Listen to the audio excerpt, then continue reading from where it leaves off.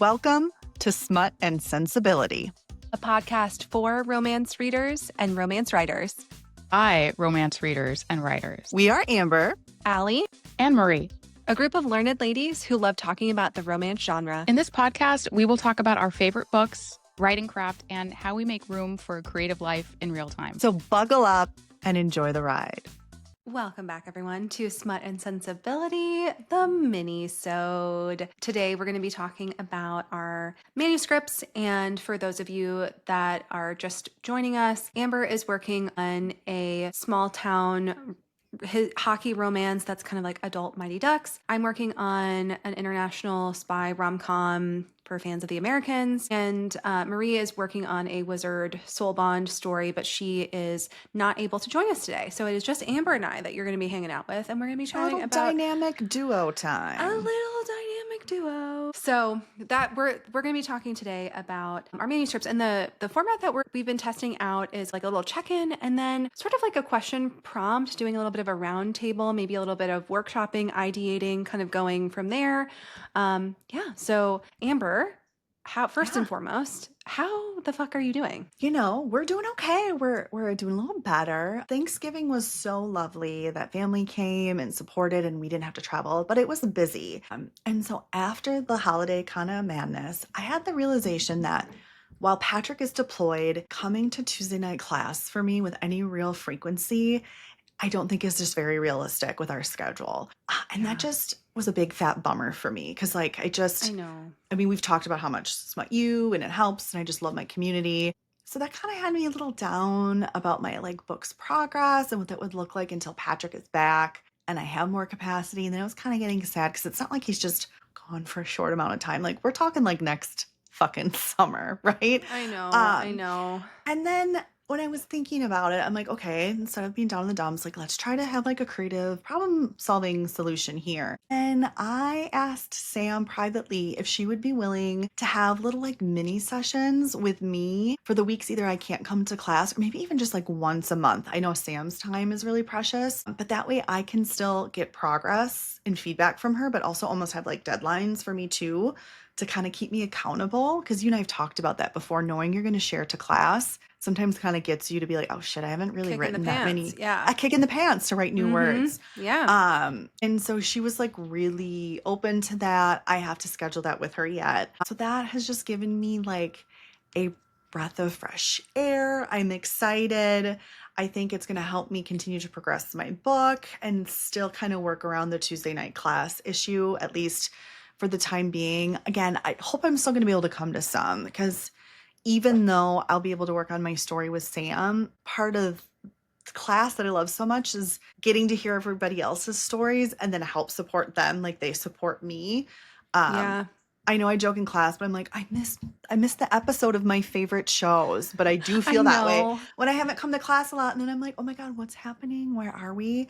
So there still will be some FOMO, and I know everyone in class is going to be supportive. I know they won't feel that way, that I'm not there to support them, but there is a little bit of that guilt going on. But also, these are the cards I've been dealt. Nobody chose this, and we're just doing the best we can. So Amber's I sure as shit did not. I did not choose this. To be so clear, I did not choose this. If anybody was still wondering, this was not elective. Patrick did not volunteer for this. I did not.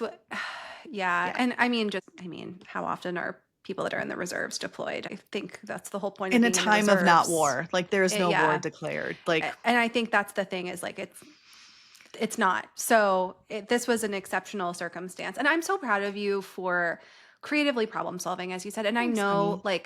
I know you've been bummed because I think every week you kind of have been being on a prayer, weeks where you're oh, maybe I can make it work. And it just hasn't. And so it's every week there's kind of the hope and then the letdown. And so just to kind of take that expectation off the table out of the way is good. And I think I know how much it has meant to you to be in Smut U, and community is so freaking important, especially for writers. And like you said, this was not the plan, but we have to figure out how can we still carve out something for ourselves in a shit sandwich? You know what I mean? Yeah. And how can we still have like a good bite in the shit sandwich, as I think what I actually want to say, if we're going to go with a shit sandwich metaphor. We're going with the shit sandwich. We're leaving. If we're going to go with a shit sandwich metaphor, and it is, I know, like, I for both of us, and I think one of the things too that we really bonded over is we both joined Smut U like within a month of each other, and our joining was very much an act of, I'm doing this for myself because I've been through a hard time,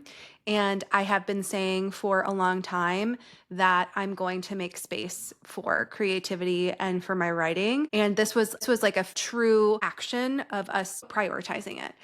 It sucks when you're like, I can't prioritize it the way that I said that I was going to, and I have this awesome opportunity. Sam's the best, and so of course she's going to work with you. And if you ever feel like you want to just send me a voice note, and you're like, hey, I was working on this, and you can just like voice note me. Just send me a voice memo of like what you're working. So I don't miss out on the story. Maybe we'll just like we'll have unhinged voice notes to each other. We can just like talk at each other like asynchronously, and because we have done that before in the group chat. So I think let's resurrect that. Let's send it to the Tuesday group chat. And Amber, you work on stuff with Sam, and then you can be like, hey, this is what I've been working on. What does the group think?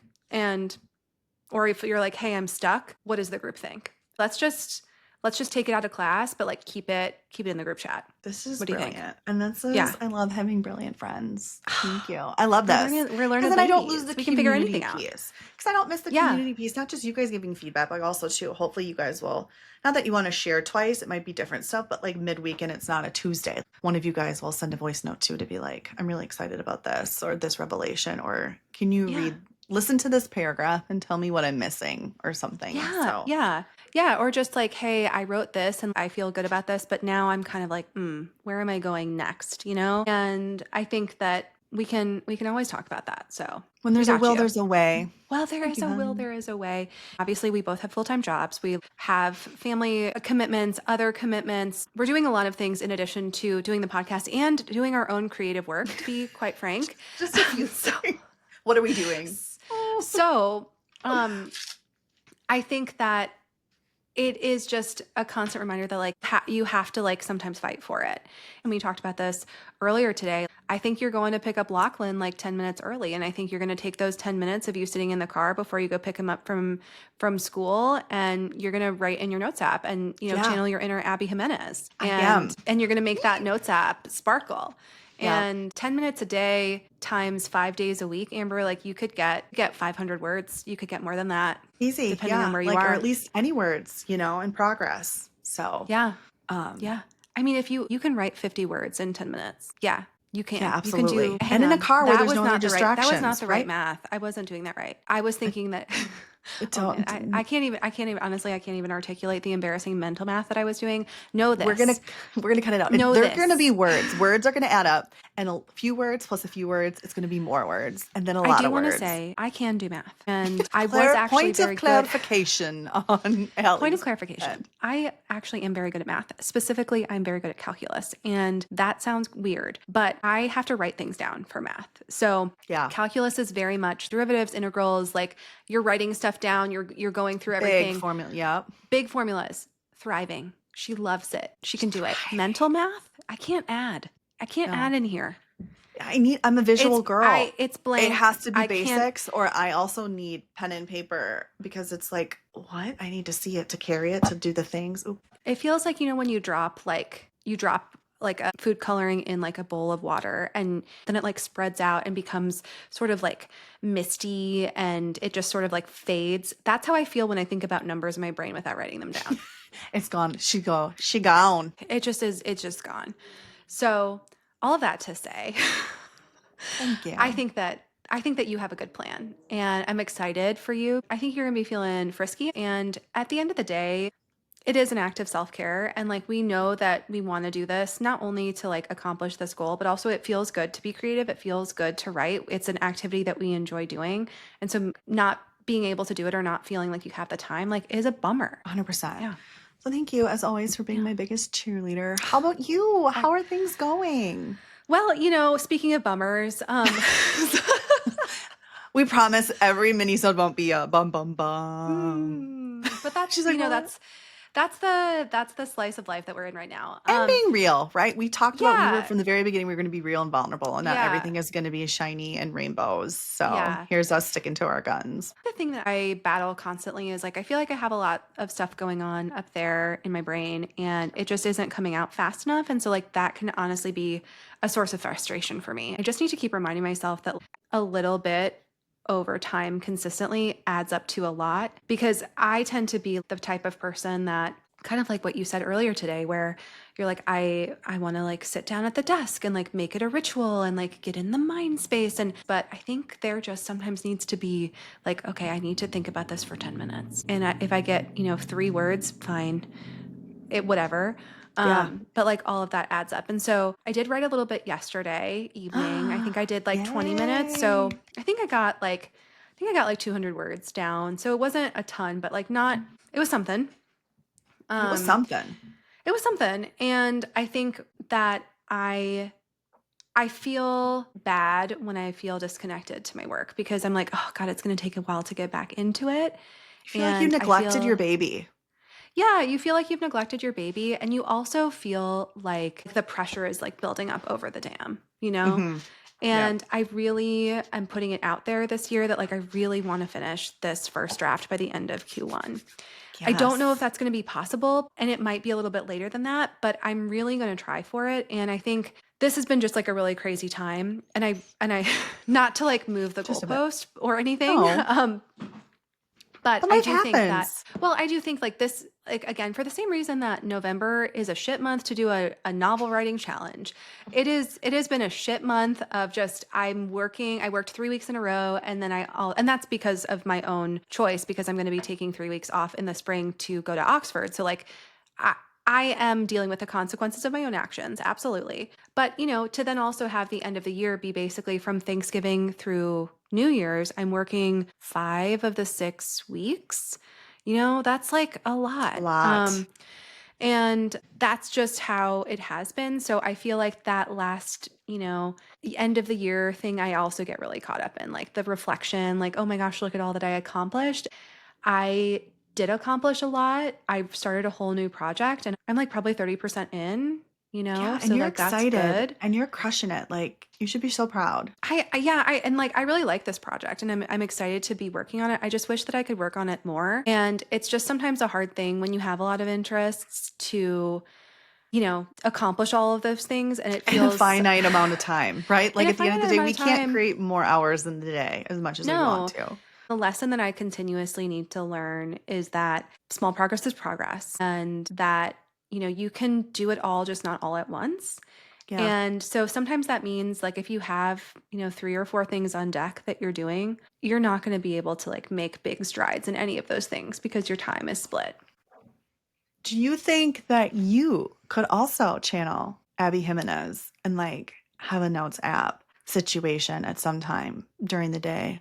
I mean, your work is I very do. different, but maybe even like after work before you drive 5 minutes in the car or something. Yeah, it definitely can't be during work because it's very Yeah. mentally taxing. Even And over your lunch there's break, you're not going to be able to switch to a creativity no. mode and do anything and then switch back And easily. I'm not Like you really just need to. taking a lunch break also. Like Oh we are man, busy. I hate this Yeah. for you. So it's like, it's we're working and eating or we're having a snack. Yeah. Like there's not downtime because we're like it's a rush, throughout the whole day. Goddamn flu season. I know. And like for probably the first 3 days of this work stretch, I was like, I am fucking killing it. Before I would go to bed, in those 10 minutes, I would be on my notes app and putting down ideas or maybe writing some prose, whatever. So I do have the notes app thing. And I was like, I've cracked the case. I've figured it out. I've got this. But the mental fatigue of then that like work stretch, then all hell broke loose like on day 5. And I was like, okay, so that We don't got it. like, we don't got it. So, But also setting that new goal for extra time during the time period where you're going to be working for like 3 weeks straight maybe wasn't setting yourself up for success too, which is okay. It's good to have good reach stretch goals, but also recognize that I don't think you failed. I think it was just the wrong time. So maybe that's Yeah. like a 2026 fresh. Like after this crazy working 5 out of 6 weeks, once we're back to quote unquote a little normal schedule, then maybe add back that like Yeah. having more mental energy, the bedtime, quick Yeah. little notes app. You might be more successful. I don't know. Or at least give Yeah. yourself grace to be like, it still is viable, I think, and a really Yeah. good idea. It wasn't the time for it. No, I have this tendency to be like, I got this. And I'm like, oh, this is the Watch worst time of me. the year. This is the worst time of year to do it. Hold my beer. Yeah. And And then in the like background, that. like 2 weeks later, you're like, what the fuck was I thinking? Like, I knew it Yes. in the back of my mind, even when I said, hold my beer, there was a little voice that's like, what are you doing? No, you Yeah. don't. Yeah. Hello. Look And around you, girl. and when it comes to like, I'm very enthusiastic. I think that is one of my trait, like one of my A great good positive quality. traits. Yeah, Yeah. absolutely. So I'm like, We're you know learned what? ladies. We're going to I can do this. I can roll up our absolutely do sleeves this. and we're going to Yeah. figure it out. That's right. And I think that that is true to a certain degree. But like I've said in previous episodes, I think I'm still very much learning my mental energy. Like my physical energy oftentimes exceeds sometimes my mental energy. And that's a balance that like I have to kind of still battle. So where I feel like yours is time, you're like Yeah. trying to slice out like physical time. I feel like I have it sometimes. It's just like my brain is like flatlined, you know? Yeah. Right. And they're like Exhaustion. similar problems, but like different, but they Yeah. result in the same thing of Yeah. disillusionment and So we have disappointment you in our covered, progress. listeners, if you feel at all that you can relate. Yeah, yeah, exactly. So um, I think my goal for this new year is consistency. And I think consistency for me absolutely cannot be 7 days a week, but I think that consistency for me can absolutely be 4 or 5. I think 4 we'll probably start with because I think that I can definitely do that. And I think the other thing is like I sometimes forget, like, it's been object permanence is a thing that I struggle with. So like I have to set 18 alarms to do certain Yeah. things. So I think maybe I set an alarm and I'm like, okay, it's your 10-minute notes app time. And Mhm. I'm going to do that 4 days a week. I think that's maybe how I start off 2026 once my essay is submitted. And So I love once that little like Oxford thing is submitted.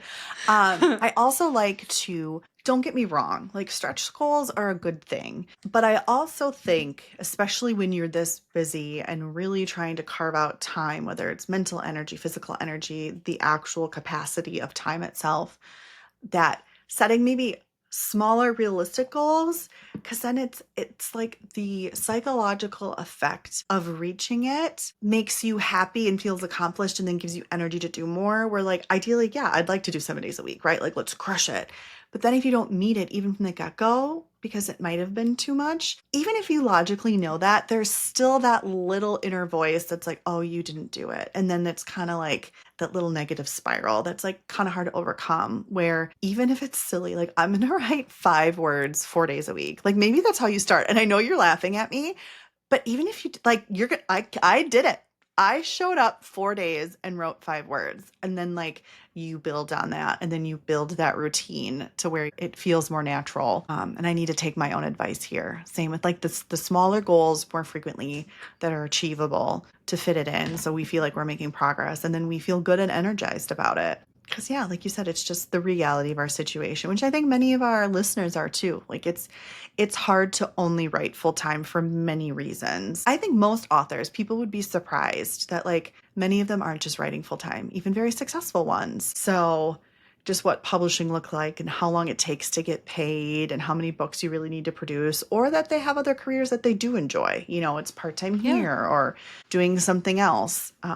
So I think this isn't a unique problem to us, or at least I hope it's not. And maybe we've helped people talking about it and processing out loud. Maybe we Maybe. haven't. But let us Yeah. know in comments like how you guys are dealing with trying to carve out creative time amidst all of the other obligations that are on our plate. Because life doesn't It stop. is. So what you're saying is you're asking me to do an evidence-based goal setting method, like a SMART goal, which is like small, measurable, I like know what a you SMART mean goal you're is. asking me to like use evidence-based psychology techniques to set a goal? What do And you they, mean? You what don't do want you me to just set mean? goals on vibes and and whim. I like vibes and whims as long as they're doable. But I love your enthusiasm. But like you said, I think your enthusiasm is like, I'm gonna climb Mount Everest next week. And it's like, ooh, Yo! yeah. And it's like, I want you to climb Mount Everest, but like maybe let's just take that in smaller pieces or a different time frame. Or Yeah. maybe let's start by climbing the hill at our local nature center first. Maybe why don't we just go on a walk? Maybe we just go on a leisurely stroll around the block before we're just like, go on a walk for. maybe just put on your boots. I don't know. But like that's just us being daydreamers and enthusiastic and being like, we're gonna do it. Yeah. But then having And I to think deal with the mental fallout of like, I didn't do it. I feel like I didn't accomplish anything. And I think the other thing too is like it's hard because you can have a plan, but then like stuff always happens. I think this year has really been a example of things are not going according to plan. Things are not as There's we would things we expect. can't control. Yeah. That's for damn sure. I think sometimes too the strain of being flexible, like you're like, I had a system, I had a plan, I had a vision, I was going to do this, and I was So I was doing glorious. it, and then I have to pivot, and like that kind of derails you for a little bit. So, we're dusting ourselves off for 2026. And we're gonna put here the Ross pivot. That's the takeaway. Pivot.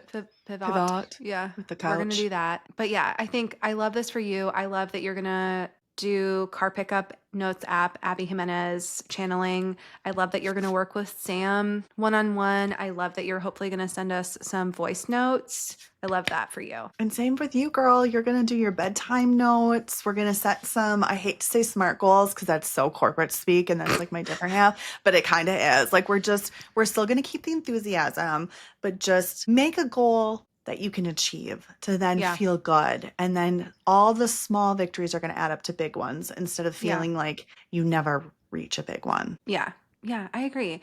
And look at us setting homework assignments for this question that like totally morphed into something we had no idea was going to be, as it usually does. As it usually does. And you know what? I did work on it yesterday. Like I said, I have been coming back to it. And I think sometimes it's just hard. And if you are struggling at the end of the year and you're like just barely making it through on fumes, we see you. We feel you. We do. We see and feel We're gonna regroup. We're going to recalibrate. We're going to do it. 2026 is going to be our year, and come along with us because we're all about lifting boats with we are. The tide Our rising around tide us. lifts all boats. That's what we believe over here. Yeah. That's what I was trying to grasp at. Okay, on to our question portion. Okay. On to our question after that deep philosophical of, we don't have to choose between philosophical thoughts and reading romance books and smut because we can do it all. So our question roundtable is kind of a fun, whimsical one. Might be a little shorter this week, but what would your main character have in the fridge? And this is a Nikki Payne original, so we need to shout her out. We love her. We're big fans of Nikki on the podcast, and she's a big friend of Smut University. Yes. So what would be in their fridge or what would be their favorite meal? Allie, do you want to get us started? Sure. Okay, so my heroine, Karina, she has specifically Mount Olive brand pickled banana pepper slices. Probably like it's a sad fridge. Like let's be clear. It's a sad bare fridge. bones, things that can last a long time, which would be pickled peppers. She pickled peppers. She's probably got like a hunk of cheese. A little mold on it. Perhaps, yeah. But that just adds character and flavor. I think she would like a smoky Gouda or one of those fancy British cheddars that have like the chive or something in there, like a smoky or very flavorful cheese and then probably a crusty baguette that's a little bit stale that she's like, I will just make it toast and put the cheese on it and like melt it or something. I think that's what she'll make do. She's crafty. Yeah. So just like cheese, bread, and some banana peppers. And that we're vibing on that. And then Johannes, his fridge is fully stocked. Like he loves to cook. They had a cafe, which was essentially the cover for their operation. And Johannes actually made a lot of the recipes, and he actually is a very good cook. That's like one of his hobbies. So he is generally very well fed, and he really makes a good German potato salad. So that's probably in the fridge. And he's definitely gone to the market. So you've got all of your good produce, you've got your spargel, which is your asparagus, you've got your eggplants, I feel like he's got one of those peppers. fridges that like open on the commercial where it's like all colorful and everything's like fresh and local and like you Yeah. always want, Yeah. but you're like, it never lives up to expectation when you try to do it on your own. Yeah, and I think he would also have things pretty organized, you know. And so he's Mhm. always got something in there that he is making. So he can his fridge is omnipotent. Like it can become anything. So there you go. Damn. I know. What about Violet Okay, and so Aiden? Violet loves a charcuterie board. Like Okay. I love she that. usually has some form of fixings. And then similarly, she's worked really hard in her career working in Minneapolis, working her way up in journalism. So she's not cooking very much. So it needs to be stuff she could quick make or do it on the go. So I would say definitely a fancy block of cheese or two, maybe like a cheddar meets parm situation or like an aged like sharp cheddar, fig jam for sure, some hot pepper Love that. jelly. Fig But again, jam. those things stay, right? So it's just some charcuterie fixings. Maybe not the whole board, but some things she could just pull out and have girl Yeah. dinner. You know, Girl like we can dinner. relate. We're busy, Violet girl definitely dinner. is a girl dinner girl. Girl dinner girl. Yeah. Also a big old obnoxious jug bottle of ranch dressing because she's from Minnesota. I love It's a it. Midwest thing. You dip vegetables in it. You even dip your pizza in it. Like it's What's her controversial. brand? What's her Hidden brand? Valley Ranch, and Hidden it Valley. has to be Okay. the full fat version, not any Okay. light. I mean, Okay. homemade ranch from a restaurant would be ideal, but she's not doing that or making it at home. Okay. So Hidden BOG. Valley is always available. It's predictable. So that would probably be what's always consistent in her fridge, coming and going. And then let me think for Aiden. It's very organized, like Johannes, but it's not quite as full. But he has like a whole beverage shelf, I and a love lot of it that. is pre-made protein shakes. Like you can't take the professional athlete out of the retired athlete, right? No, Lots yeah. of eggs, Greek yogurt, that he's just still Protein trying to be sources. like Yeah. protein sources, right? So even though he's not quite as in shape as he used to be, he still looks oh, he still keeps up that lifestyle and definitely has some healthy vegetables and fruits in there.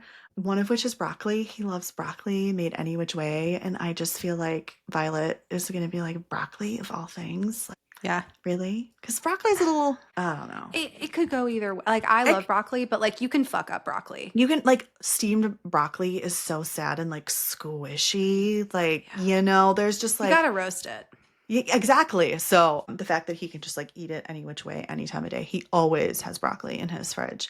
Okay. And then for him, I'd say his favorite meal is lasagna and garlic bread. Like it is carb, fat, ooey gooey, probably cheap meal from back when he was an athlete. Also, lasagna is very like homey family ties where he didn't have the best like close knit family. So I think sometimes he, you know, it's nostalgia of like what it could have been or what it Yeah. was. No, I love that. What's Violet's favorite meal? Do we say charcuterie board? Is that like Probably, but other than that, she is going to be like, she goes out, she wants a nice steak, baby. Like okay? All going right. out, if she's not cooking, she's ordering, she's going out to a restaurant. Like, we're going to have somebody prepare and cook that she doesn't do at home in her Yeah. apartment. You know, she Yeah. doesn't have a grill. She's going to get that steak. I love that. I think Johannes's favorite meal, he's British. So I think his is like a shepherd's pie. Oh, That's like very yum. comforting to Yeah. him, very Uh huh. homey. And he and Karina both had similar like childhood circumstances and that they were in like foster system. They reacted to that situation very differently. And so Johannes, I think that reminds him a lot of, you know, it's a cheap meal, it makes a lot, but you can also really like elevate it by like adding more expensive ingredients, more fresh ingredients, seasonal stuff. Like you can really do a lot with that. And so I think the evolution of a shepherd's pie that can be like very humble, but like you can also get a shepherd's pie at like a Michelin star restaurant with a lot of like special things. You can get a truffle shepherd's pie. There's a lot of Yeah. stuff that you can do Uh with huh. it.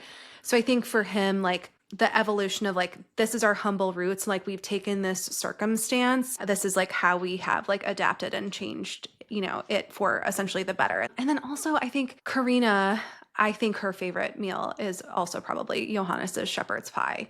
Secretly, she tell 'em, secretly, though. yeah, no. Secretly, I think that it is her favorite meal because it is so comforting. She's from North Carolina, which is why she has to have specifically Mount Olive brand peppers, which personally, I think that Mount Olive pickles are inferior. I think Clausen dill pickles are the best. Preach, girl. So, I agree with you. So my Have you ever character and I had disagree. Grillo's pickles on a side note? Have you ever Grillos are had good, Grillo's? yeah. Yeah. Grillos are good, but if I'm talking about a kosher dill, it's Clausen. crisp, Number one, Clausen cold. supremacy.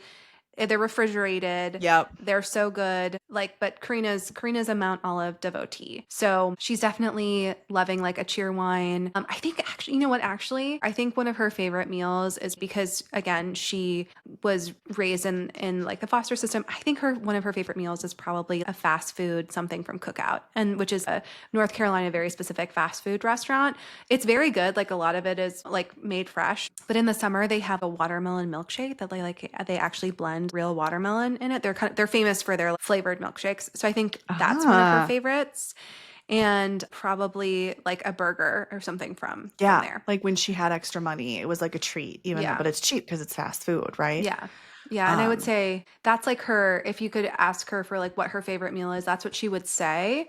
But I think also secretly, the shepherd's for pie. Sure, secretly, it's Johannes' and shepherd's she's pie. secretly yearning for him, so it's his pie. She is secretly yearning for him. She's starting to realize, I wait might a have second. feelings. I might not be processing this correctly. Not everybody leaves? What do you mean? What? That's crazy. So you can see this seemed like a little silly question and a little whimsy, which it was, but like it kind of really helped us dive into our characters' lifestyles, their habits, their likes, their dislikes. Yeah. Their backstory, where are they their from? backstory, right? Because we all have comfort foods or how we were raised, if you know how to cook or not.